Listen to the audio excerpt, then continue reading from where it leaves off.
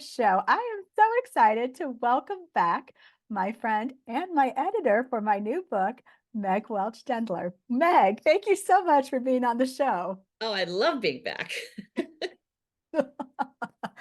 Oh my gosh, I'm so glad you were back. So, what have you been up to since you were last on the show? Because you were on the show a few years ago. We talked a lot about editing and such, and how important editing is, which I'm totally in agreement. So, what have you been up to since then? Well, I have another book in the Cats in the Mirror series. So Snickerdoodle's Shenanigans has come out. Oh, I've got it here. Where is she? There she is. I locked her out of the office for our little talk, but for anybody looking at the video, that's Snickerdoodle's Shenanigans. So that's book That's a pretty 6 cover. in the Cats in the Mirror series. And that's really her. We call her Chitara, but I can't use that name in a book. So it's Snickerdoodle. I like that cover though. That's really pretty. Yes, my cover Yeah. designer does a good job. Yeah, definitely. Definitely. And it's cool when they're able to really capture the beauty of your animal, like when you're writing about your real life animal and Yeah. they really capture it. I see my own cat and I really feel their personality. That's such a gift, I think. Yes, it is. It is. You often see book covers that are very literal Mhm. in what's going to happen in the book and all these, different things. And it's cluttered and it's chaos and it doesn't entice the reader. The reader's like, I don't even know what this is about. The cover designers always have a cover designer. Unless Yes. you're a skilled graphic artist with excellent training, do not try to do your own covers. Oh, I agree. So talk to me about editing because Yeah. when we talked before about editing, we were really kind of just like going over in general, like the importance of it, and it is important. And even when you are an editor, Oh, it's yeah. still beneficial to get to hire an editor for your own book. And I will say this from my own standpoint, I know that there's going to be blind spots just because when you're working so closely with the piece, it's almost kind of like you want to praise that one little comma that's hanging in there where it shouldn't. And you're like, buddy, how have you stayed in there for so long? I And you may make cannot, it to the final too, right. they're And tenacious. I know, but it's because you are looking at that piece for so long and you've been working with it, you've been massaging it, you've been making your own tweaks and you thought you picked something up and you didn't. So reading it out loud is such an instrumental Yeah. way to edit your own piece. But it can be really easy to say, well, you know, I'm an editor, I don't need one. Or maybe I write really well and I don't necessarily feel like I need to have somebody else, but I am so grateful I did. So thank you. You're welcome. Thank you for saying And yes to my project. I'm going to admit, I mean, I always say hire an editor. And I do work as an editor. I've done over 80 books now. I don't know a current count, but I know it passed 80 at some point. But I have an elaborate critique group of very talented writers who go through every page. So if I did not have that, I would absolutely be hiring somebody. But they do that for me, that same kind of thing. And I'm not talking about the proofreading, the commas, that's a whole different round. But they say to me, I don't understand this, or that this line is clunky, or, pulling those little things that can take something from being a good story to really reaching the reader and being what the reader needs to hear and how they need to hear it, especially if I'm writing a kid's book. A lot of times like, oh, that's a great word, but is that one too much? Because I love my big vocabulary words that I'll drop in. But they're like, I don't know about that one, and then they make me think about it. And I might disagree with them and keep it anyway. But I might say, how many do I have in this chapter?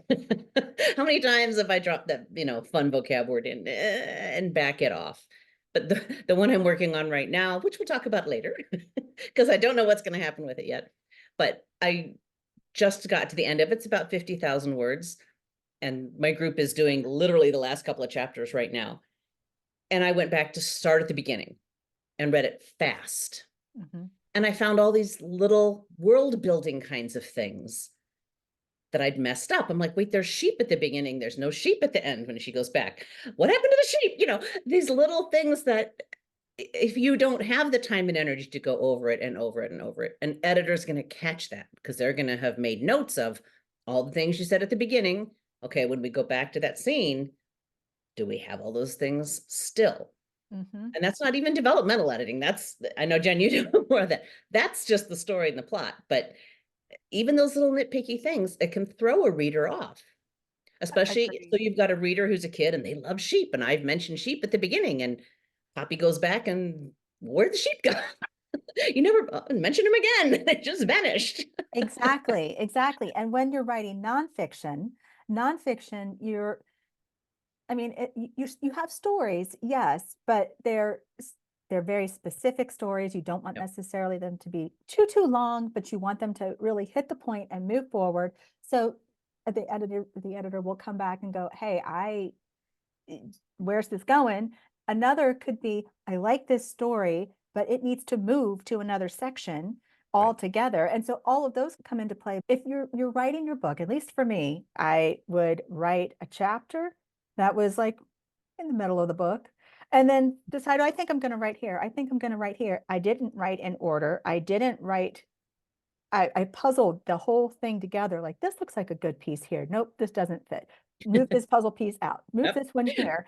And when that was happening, you're because you're not doing it in one sitting, you're not necessarily always going back and rereading all of the pieces. So my tenses could have been off, and you would catch that. You would recommend different things like, hey, I think you might want to weave this in or hone this just a little bit more. And to me, because of what you did, you made it a stronger book. What you Yay. suggested. But you That's the did. I goal. mean, seriously, you That's did the because goal. exactly, exactly. And I think that is the beauty of having an editor really go through your piece, no matter how vulnerable you might feel. But when you've trusted that person, that you've picked the right person, you're giving them something that you know is good and that they're Yep. going to help make it better. View this person as a resource, as an ally. Absolutely. And, I think you really need to watch that. You talked about somebody that you mesh with and that Mhm. match. Because I hear the horror stories. Sometimes when people come to me, they've lived a horror story and they're telling me this horrible experience they had where, and I've had it in critique groups too, where somebody critiques you so you sound like their voice. Mhm. And the editor has come at their book like, I'm going to make it sound like I think it should sound. And that's not the editor's job. Right. The editor's job is to take what's there and make it better, make sure there's no errors in it, make sure it flows, but not to change it so it now fits some model that the editor has in mind. I mean, that's the first thing, is just to read it all and catch that rhythm and that voice and how the characters are expressing themselves, how the narrator is expressing themselves. So when you make changes, you try to make them in that voice. If you Mhm. suggest a line, you make it in that voice of how that, writer is expressing it. I tend to work for publishers, so I don't always have, this, I'm only going to do YA fantasy, because that is going to tend to be the same kind of voice. If all you're doing is one specific genre, you don't have to fight for it. But I've done nonfiction, I've done children's, I've done romance, I've done mystery, I've done very dark romance, which there's lots of other words for, but it's a very specific genre that I do a True. lot for an individual author. And there's a silliness level to some sci-fi dark romance that I've done. You don't try to make it serious. You don't try to fix it. You say, this is what this is. How can we Mhm. make it the best it can be? But the other That's thing, the goal. yeah, but the other thing is that if you can tell when you are editing that the voice started one way and I can feel the voice Oh, changing, that's a really big indicator for the editor to be able to go back to the author and say, hey, you started here and the voice sounds like this. And all of a sudden we've switched here and it's not even like jumping heads. It's almost kind of like we've just transitioned to a new space. Uh, something weird has happened to your voice in this book. I have Yes. not had that hit me, but I would bet in developmental editing, you have it a lot, especially if someone's worked on it over years. If this has really been their little love child book and they've worked on it over a long period of time, it's very likely that from chapter 1 to chapter 25, a year or 2 years later, that things have shifted for them and they maybe haven't gone back and said, all right, from the beginning, I'm going to start all over. I think people underestimate what it takes to write a book. It's not just plopping words on a page. Oh, come on. If it only were, I don't know. I think I've heard something like 70,000 books a month are being published on Amazon right now, just because of the ease of self-publishing. I mean, that's just a really ridiculous number. It's mind-boggling, Yes, actually. you hope half of them have taken this care and been good, not just, Yeah. here I wrote this thing and here it is. I don't know many authors that could get away with that, no matter how many books they've written. You Eh, always, the next book is always going to be the next challenge. I've got, Yes. 12 published. I've got one sitting on the ground next to me. I've got another in my computer in various stages. But that next book is still going to have to get all of that time, all of that attention. Sure, I've gotten better at it, but that doesn't mean I don't have sheep in one part and not in the other, that I haven't made in that story some weirdness that I've missed because I'm very familiar with it, which is why you get other eyes on it. I have right now one out to 5 or 6 young beta readers who are reading it for me, which is another part of that process. Once you really think it's ready, is to have other people read it for you, who are the people who you would think be your readers. And they can come back and say, I read you something today and I was really enjoying it. And then they went on this weird, like magical direction. I went, wait, none of this book has been magic so far. You just have this one kind of really bizarre thing happening, and then you just go back to being normal. That's kind of strange. And it pulled me out and it kind of bothered me. You need other people to say that to you, to say, Yeah. hey, this one thing that was weird to me, that you went that place or told that story or did that thing. It didn't fit. Yes. And Yes. if that's the only person who felt that way, you may ignore them. Or you may say, yeah, let me rethink that. Do I really need that? The killing our darlings? You may love that story, but does it forward? Is it and therefore, and the next thing is not just a this, this, this, this. Does it drive the story forward? Does it Yes. matter to the story? Does it need to be there? And that logic still applies to nonfiction because no, Absolutely. you're not driving a character per se for it, but you're driving your reader for a Yes. transformation that they want. So you are asking, I've put this chapter in, I've put this chapter in, or I've put these things in this chapter, and therefore the next thing is this. Yep. So you're really still looking for that kind of thread. You're just not necessarily writing it in the same way. So one of the things that you had encouraged for me to do, and that's something I encourage my authors to do, but I do myself, is to read it out loud. Oh, And absolutely. and when I would write something out, I thought it was good, I would read it out loud. I'd walk away from it. I'd read it out loud. I'd walk away from it again. And then before I sent you a proof, I would read everything out loud. And then you would tell me, read it out loud. I'm like, yeah, but I'm going to read it out loud again because you're picking up things, I'm making changes, and I want to make sure as I'm making the changes, I'm still catching the other things, just like that rogue comma that made sense before, but now it doesn't because of some changes. So you're Right. going to see those things, and the commas will help you with the break, like how you might pause and say something. But one of the things, at least in mine, it was definitely conversational, and that was an intentional decision because I wanted it to feel very relatable. Yeah. And if it's a friend, you and your friend are going to talk in contractions and conversational, like you're not going to be very formal in your writing and say we cannot do this. We would say we can't, or we won't, or Right. what have you. So when you were reading it and you saw the contractions, how else was that helping you in making decisions on what to edit? A lot of times if I'd say, oh gosh, this feels very formal, and I knew that's not the voice you were going for. But you've had this whole section, and that reading aloud really helps because you can say, what I have said, I do not go there. You would say, I don't go there.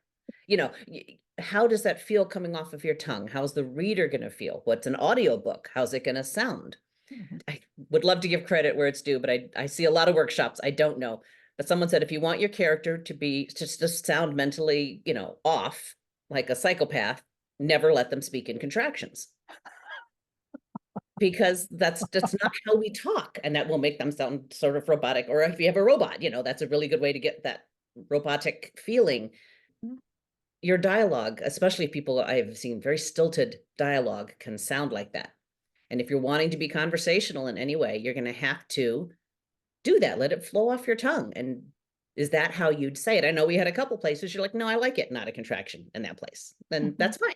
You Mhm. know, editors get ignored a lot, and that's okay. That's part of the game. You know, we say, I think this, and you say no, and it's your book. So ultimately that's your call.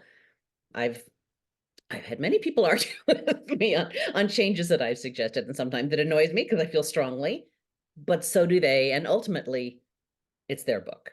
They're the one, you know, when a reader's reading it, they're not going to say, oh, their editor should have cut that. They're not going to say that. You know, what you put in the world sees as yours. Right.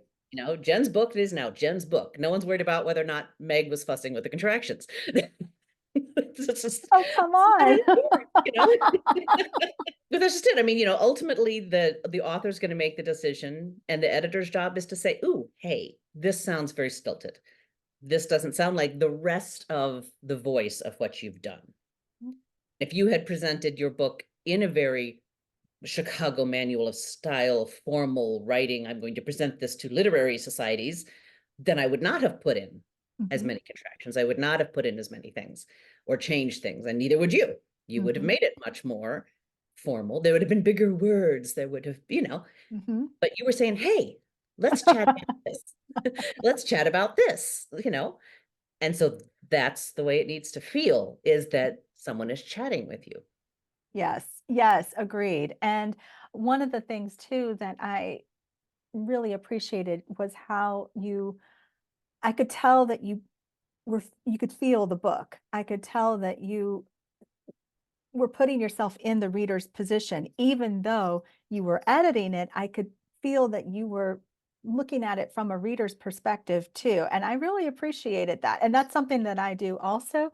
But I really think it's important to mention, because when you're reading for proofreading, when you're looking specifically, you know, Right. did that row comma stay there or not, type of thing, or have we indented where we're supposed to or not, that's different. It's just really the technical pieces. But what we're really kind of hovering around here is a lot of line, you know, editing in Right. particular. Yes. And that really helps to solidify the voice. And one of the things that I really appreciated about you and your background is the fact that you are an author. You do speaking engagements, you do podcast, and you do I a lot of do. book signings. So the content in this book, I knew that you had a unique perspective to also be able to offer, in addition to the skill set of being an editor. Yes. And I feel like that just added value to the suggestions that you were making, which I took. Yes. And like, you know, I think I said to you at one point, gosh, I wish I'd had this in 2014 when I started all this craziness, because a lot of the things that you talk about, I just had figured out with Mhm. others' help or myself along the way. And, you know, it's nice to have, hey, let's save you all the drama of figuring that out for yourself and talk about this ahead of time, because Yeah. it's a big deal to stand up in front of complete strangers if you've never done it before. I mean, I think you and I both came to this as having done that for other Mhm. reasons. Mhm. So, you know, there was already a lot of life lessons there on how to present yourself, on how to speak, and how to warm up your voice. But I don't know that everybody thinks about that. You Yeah. know, if you're going to do a school visit, you can't just stand up there and babble at them. You're going to have a planned program. You're going to have to be prepared. Really should have a PowerPoint so they stay focused.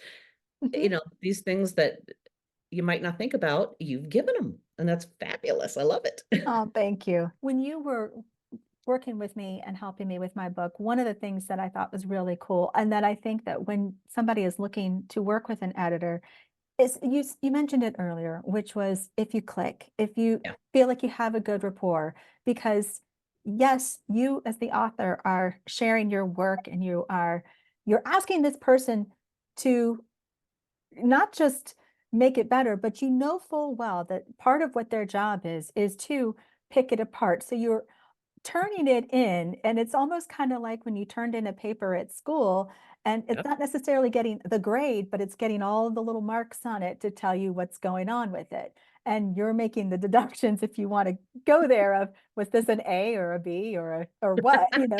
But take that element out of it and look at it and the sense of saying, every bit of feedback that I have gotten here, whether I can simply go in and accept the track changes, or there's a comment, which means I need to work through this or think through this a little bit more or restructure how, depending upon where you are in the process, trust that this person has your back. And you can feel that in the conversation, you can feel that in the delivery of the message.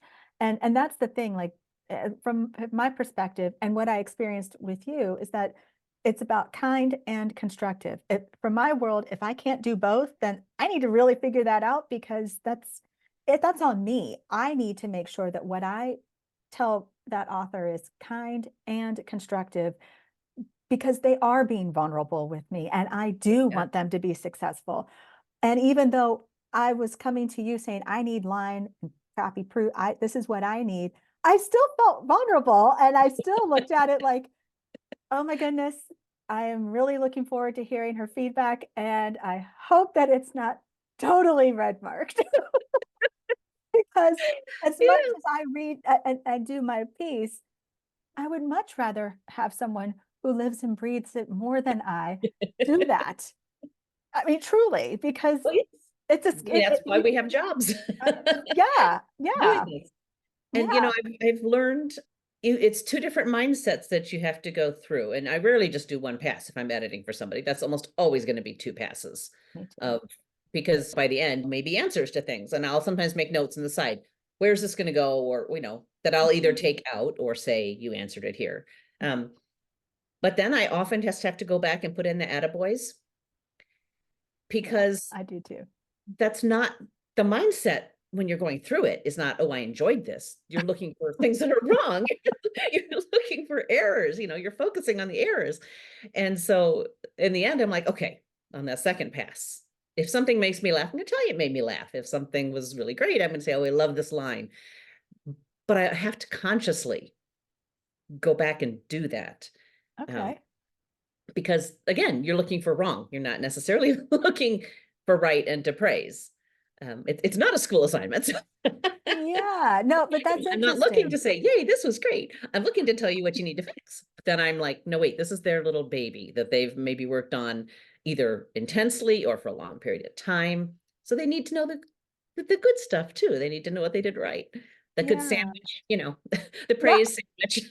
yes, yes. I think that that's really cool that but you make the concerted effort to do that. Yeah, I get it. It's their I send my books off to other people. I over the years have definitely done that. Again, not so much anymore, but I have every week. So anywhere from 5 to a dozen people who are telling me every little thing that's wrong with those 5 pages that I've given them.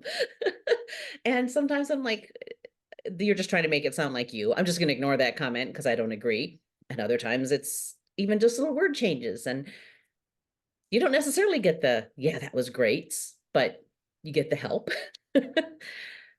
So how, Sometimes in group, when I'm listening to somebody else critique somebody and they hate a line that I loved, I'll make a point in mind to say, oh no, I love this because you're not going to make everybody happy all the time. And someone will be like, oh, you should cut that line. I didn't like it. And I've already noted, I love this line. So I'll go back. No, really, don't cut that line. I loved it. And then they get to make the decision of, whether or not they think it's worth being in there. so wait a The minute joys here. of writing. So something you hit, right? So Yeah. something you hit on. So I was getting feedback just from you to work through from the edits. I sent it to my editor. My editor gives me feedback. I'm working through that feedback. But what you were just describing is I've sent it to a critique group Yeah. who they are functioning in this way for me, and they are giving me edits, several of them. So 5 people, 10 people, however many people in this Yeah. group. How do you sift through? Like, what would you recommend to someone who is struggling to discern, yes, I really need to incorporate this change, whether it's from their editor or from a critique group? Like, what tips and tricks would you advise so that they can confidently move through the edits? Because it is a big deal when you get all of that back and you are Yeah. trying to make the best decisions, recognizing you might have blind spots. And, it's kill your darlings for a reason. It's a darling to you. So Is. how do you detach a little bit and know that I really did like this, but it does need to go and Yeah. how to work with that. So what would you advise? I'd say first thing is know who it's coming from and how you feel about your writing style and their writing style. Like I said, some people are just going to want it to sound like theirs. They cut everything, so they want you to cut everything. They don't like adverbs. They don't want you to use adverbs.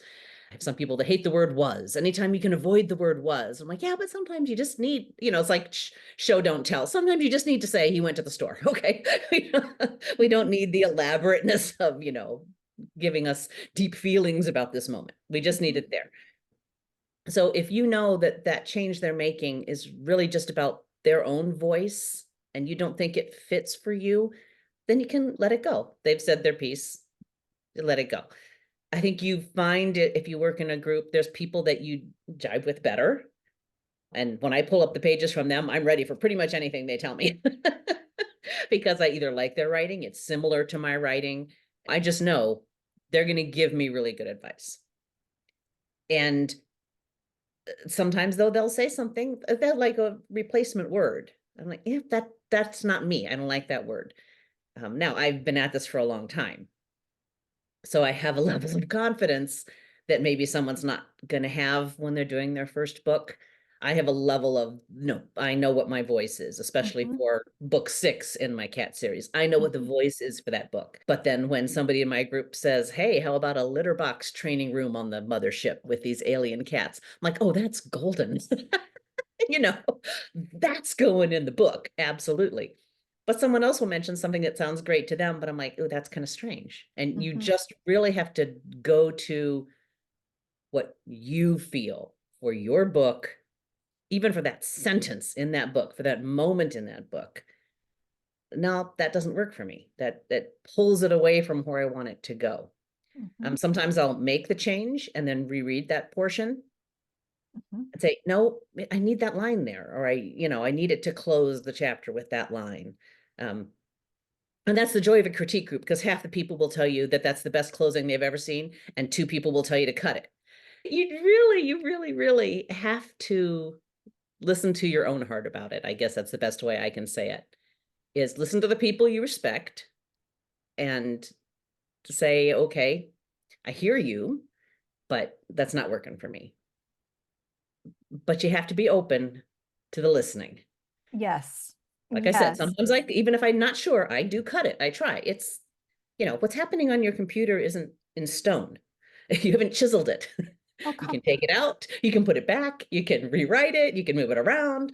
So you can take it out and give it a try. Oh, you can put in, if they've suggested adding something, and try it. Let the goodness, my word will read me my book now if I want it to. So I can just sit back and listen to it, which is a good way to catch those contractions too, Mhm, because it's already a weird computer voice as it is. But does that really sound stilted when you hear it reading it to you? mhm. So Yeah. let it read it to you with that line there and with that line missing. How do you like ending that chapter? How do you like having that those 2 people having that conversation? But it all goes back to, what was your why? Like, why did you write this book? Why Yeah, was it important to you? And it's not just that you wrote this piece, but you also took some additional steps. You want to get it published. So if you're listening to this and you're in the midst of your manuscript, whether it's your first book, you haven't hit publish yet, and you're working on that very first book, or you're yeah, working on your ninth, 10th, 20th book, it's still, you're going back to your why. Why is this book important to you to write? What is it about this book, this message, this story that you want to convey? So when you're clear about that, that does also help you, because that's part yeah, of your vision for it. It's your vision for your book, but it's your vision for that bigger piece of, especially when you've been at this for a while and you're on multiple books, you're owning this business that you have. So mhm, why is this book important to add to this collection or add yes, to your repertoire, your portfolio? So that also kind of helps in your decision making of what to include, what yeah, to exclude, what to, when you're playing with tweaking. It might be that the editor came back and gave you an idea to tweak, and it might not be how they suggested it, but it might be that that planted the seed to go, okay, I don't know that I'm in really buying into this change per se, but what I do see is this. Let me try this instead.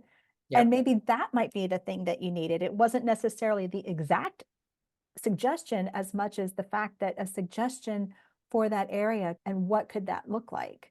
Yeah. And is it going to get you where your story needs to go, where you want to go, how you want it to feel, how Mhm. you want it to reach, reach your reader? I mean, Lord help me, I have done the first chapter on a rom-com, which I do not write. But I had this idea, this really great idea, and it kept nagging at me. So I'm like, fine. And I just bleh out this first chapter. Now, do I feel this needs to go out into the world? I don't know. Is it going to be worth for my business, for my time and energy? Because it's so different from everything else that I write. Those are the conversations you have to have with yourself on whether you're going to give the time and energy to a book in the first place. Right. So once you've reached that, yes, this is the book I want to put out. This is the book I want associated with me. I mean, even if you're using a pen name, people are going to find out it's your book. Okay. You can't hide from that in the world anymore. So it's going to be linked to you. It's going to be part of your business, part of your world. How do you want it to look? Who's it for? And how can you reach them best? Mhm. Because they've got a lot of choices of books Yeah. to read. I mean, I have a stack of things to get from the library. I've got shelves of books behind me I've picked up at library book sales that I haven't read. There's this constant, of books that you can read. Mhm.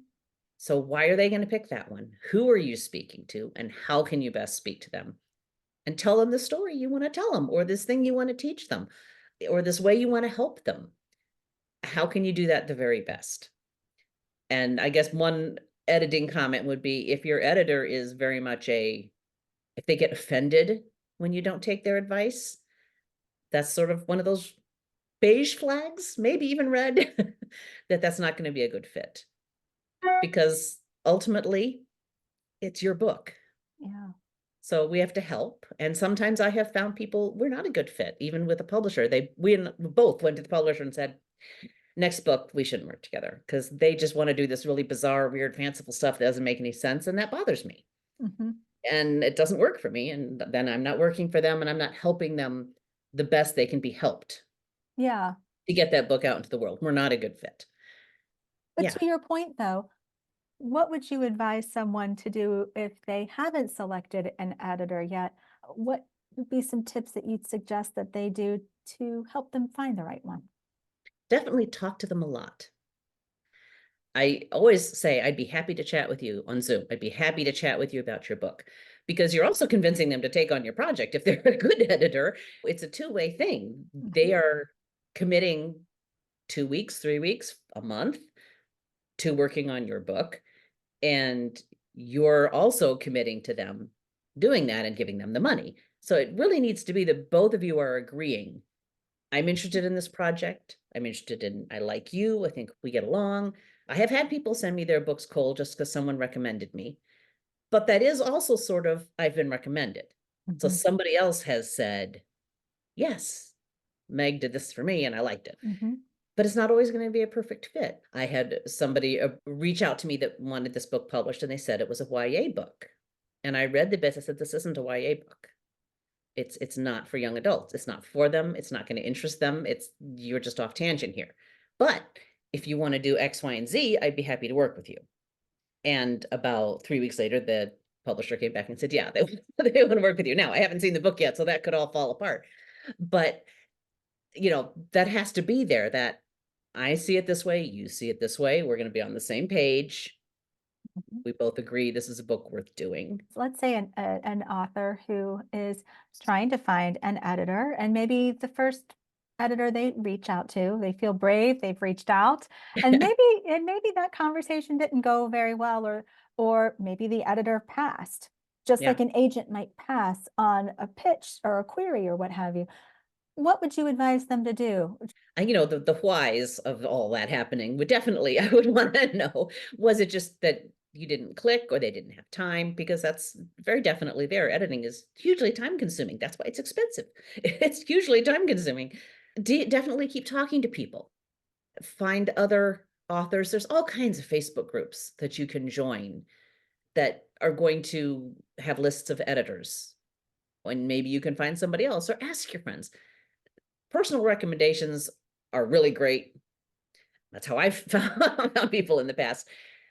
But that's not always going to be a perfect match. If the person recommending them writes historical fiction and you're writing children's, they might not even take what you do. Some editors are very exclusive on what they take. Mhm. They have a very big focus. So you just really need to look for the next one and look for the next one. The odds that, you're just going to randomly pick some editor off a website and that's going to be your perfect match, maybe, probably not. But find out what they do. Look at their webpage. What do they say? Do people recommend them? How much are they going to charge you? So you need to know your budget when you're talking to people. And if they're out of your budget, don't even have the conversation. Don't waste everybody's time. Find that person who's where you are, does what you do, likes that kind of book. There's definitely the tropes that you need to make sure that they know. If you're writing Yeah. YA fantasy, they better enjoy YA fantasy because it's a very specific thing. If you're writing a rom-com, a happily ever after, you need somebody who knows exactly all the notes that you need to hit to make that thing happen because it's very patterned. But to your point though, one of the things that I think that would help that author is not just to have those, conversations, but ask for a sample. Because it's one thing for you to also click, when you're having the conversation, it's another thing for you to receive a sample edit and go, okay, this has actually happened. How do I feel getting feedback from this person? Yeah, Because if you thought it might feel one way and then you go, oh, this is I'm having a hard time, and it's not necessarily just the fact they said, hey, you need to look at this or yeah, restructure this a little. It was the delivery, and maybe it didn't feel right to you. Okay, good information, yep, and talk with someone else. And another place to also look is in the acknowledgments of books, because when an author really is excited about who they've worked with or the people in their world, they are listed in the acknowledgments. yes. So that's another way to identify potential editors or honestly anyone along the publishing path that you would find, because the author will acknowledge them, and especially when it's been a successful process. So yeah, I those would be some other ways too, but If there's no sample going back and forth, I would question that a little bit. I'll usually, before I give you my price, I'm gonna say, hey, send me a couple chapters from the middle of the book, not that first chapter that you've beaten to death. Because we've all done that. We've beaten that first chapter to death. So somewhere from the middle. So I can see, if you just want me to proofread it, which I do just proofread sometimes, and I look at it and every single comma in your dialogue is in the wrong place, you're going to get a very different price than someone who just needs a bit of tidying. And then you can see what I'm going to change and you can understand maybe why it's going to be more expensive. If it's editing, you're right, definitely. If you see it comes back and they've messed with your voice, they've done things you didn't ask them to do. The qualifications of somebody as editor, is a really loosey-goosey thing, unless you're with a publishing house. So you really need to see what it is they're going to do mhm. and how you're going to work together. Well said, very true. Thank you for being mine. You are Thank you so so welcome much. Thank anytime. you so much. Meg, where can people connect with you? Where can they be in your world, whether they want to get some of the books for reading or they are looking for an editor and want to reach out to you? How can they get in part of your world? I have website, so it's Meg Dendler, Megdendler, megdendler.com. And I have pretty much everything there and links to everything there. I am all over social media. My Instagram page has, a linked tree that goes to everything. And Amazon, all the books are there. I'm everywhere, man. So if you are interested, I'm easy to find. And there's a page on my website that is just about the editing. Awesome, Meg. Thank you so much for being on the show. I'm so You're glad you welcome. came back and thank you for helping me with my book. Absolutely.